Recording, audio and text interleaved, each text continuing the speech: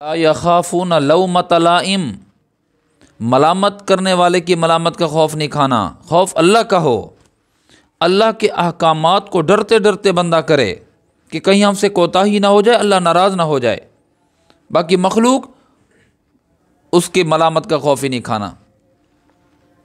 اگر مخلوق کے ہاں ہماری سبکی ہو رہی ہے، مخلوق کے ہاں بظاہر ہزیمت کا سامنا کرنا پڑ رہا ہے، وجہ دین ہے، تو پریشان نہ ہونا، مایوس نہ ہونا۔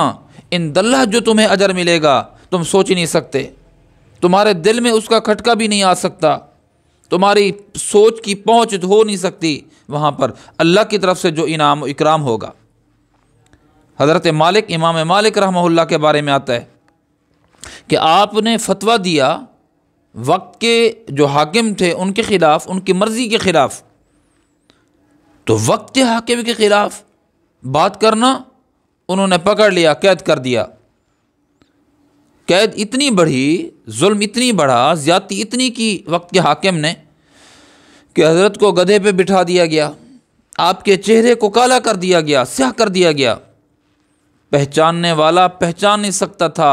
امام مالک پہ قربان جاؤں رحمہ اللہ تعالی فرمانے لگے، لوگوں مجھے پہچانو، میں مدینے میں رہتا ہوں، وقت کا امام ہوں، مدینے کا امام، میں مالک ہوں۔ اگر تم نہیں پہچانتے تو میں انس کا بیٹا ہوں، مالک ابن انس، اس کا بیٹا ہوں، مجھے پہچانو۔ دین کے لیے یہ ساری صعوبتیں، یہ تکلیفیں، یہ مشقتیں، یہ بظاہر ہزیمت بظاہر برداشت کر رہے ہیں۔ اللہ کے ہاں جو اعزاز اور اکرام ہوگا میں اور آپ سوچ نہیں سکتے، نہ ہی امام مالک سوچ سکتے ہیں کہ کتنا اکرام اعزاز ہوگا۔ تو آپ کی بے باکی و جرت، امام مالک کی بے باکی و جرت ماند نہیں پڑی، جو ان کو حق لگا، جو ان کو سچ لگا انہوں نے کر دیا، اور اس بات کی پرواہ نہ کی کہ میرے منہ کو کالا کر رہے ہیں، مجھے گدھے پہ بٹھا رہے ہیں، میری سبکی ہو رہی ہے، مجھے قید و بند میں پابند سلاسل کیا جا رہا ہے، اس کی انہوں نے پرواہ نہیں کی، بلکہ جو ان کو صحیح نظر آیا انہوں نے کیا۔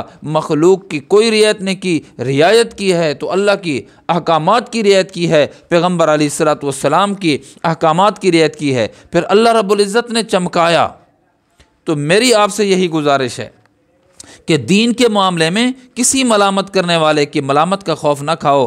امام مالک ہمارے لیے ان کی زندگی اور ان کا یہ واقعہ مشعل راہ ہے کہ کتنی بے باکی کے ساتھ انہوں نے اللہ کو راضی کیا، اللہ کے محبوب کو راضی کیا۔